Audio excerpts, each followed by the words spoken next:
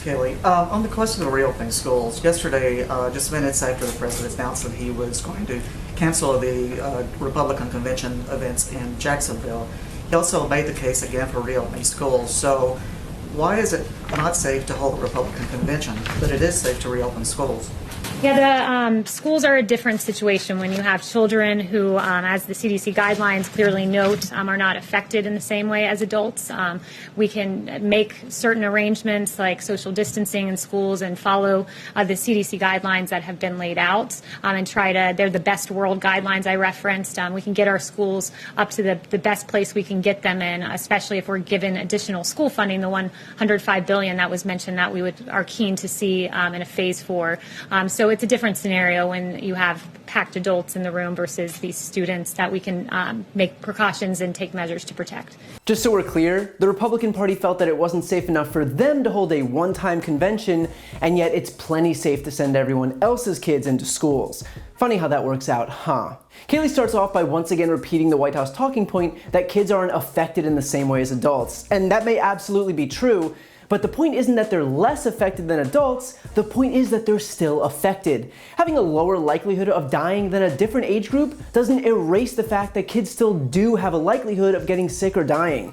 According to the CDC, 6% of all coronavirus cases in the United States occur in people 17 years old and younger. That's over 200,000 kids that have been infected, and over 200 kids have died. So the White House can pretend that kids aren't at risk, but try telling that to the one of more than 200 families who lost a child to this virus. Let's see if they still think it's too statistically insignificant to count when they're face to face with a grieving mother or father. By the way, there aren't just kids in schools. This isn't Lord of the Flies. Adults are involved in the whole education process too.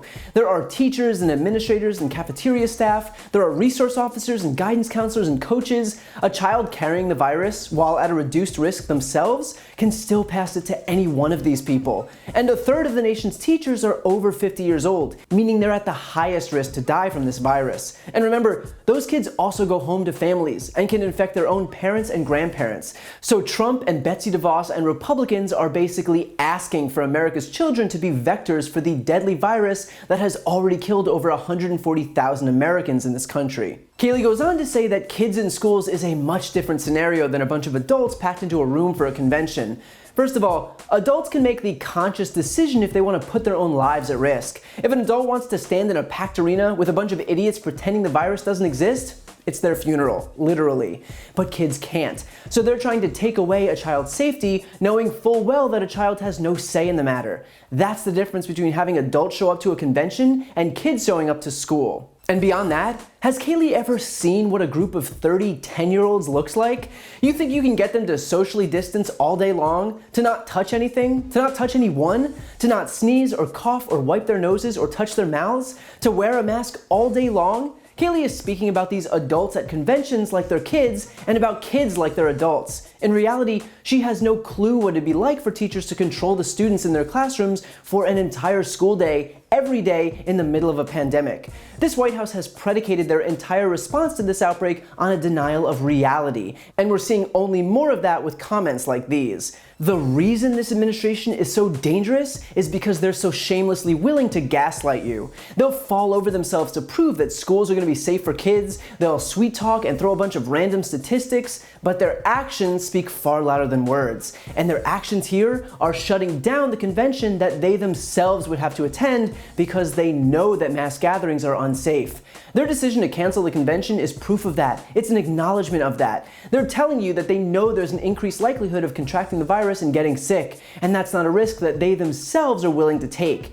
And yet the fact that they have no qualms about sending your kids to schools, even after their tacit admission that gatherings are unsafe, is all the proof you need that they'll do whatever is necessary to advance their own political agenda, even if it means sacrificing your kids in the process.